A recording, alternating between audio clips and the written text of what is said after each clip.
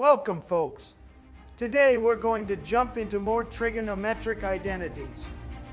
But first, if you haven't checked out the first part, please do so or else this video would not make much sense to you. Without further delay, let's jump right into it. Trigonometric identity. Compound angle formulas. Firstly, these are the three identities that I'm going to have to ask you to remember. I know I said that I'd hate for you to remember, but I promise that these are the only three you need for this video.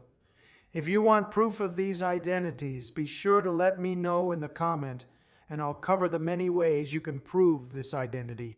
For now, just know it, because proofs will only complicate things. Great, now let's start applying them. Firstly, the double angle formula. We can obtain the double angle formula by substituting the same angle for both alpha and bt. Doing this for sine will obtain sine 2 theta is equal to 2 sine cost. Then for cosine, we can do the same thing and get cost squared minus sine squared. Substitute the sine squared plus cos squared identity in order to obtain two more expressions by doing the following. Then the same process is done for tan double theta. This gets us 2 tan theta over 1 minus tan squared. Next is the half angle identities.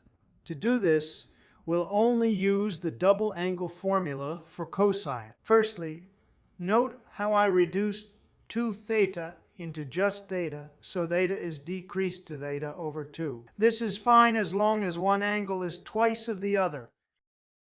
For sine and cosine, I just worked it out using the above expression. For tan, we have to use the identity 1 plus tan squared is equal to secant squared in order to get the tan squared in terms of cosine squared. Then, it's just a matter of substituting the half angle cosine squared into the half angle formula we just obtained for cosine. Lastly, is the product of some identity. To do this, just set up simultaneous equations as shown. We solve the simultaneous equations by using the elimination method. This involves adding the left-hand side and right-hand side of both of the equation to obtain a third equation with the desired terms eliminated. For example, adding equation 1 and 2 here will cancel out the cost alpha and cost beta term on the right-hand side. Then we do the same process for the sine-cosine products, but we use the cosine compound formula instead.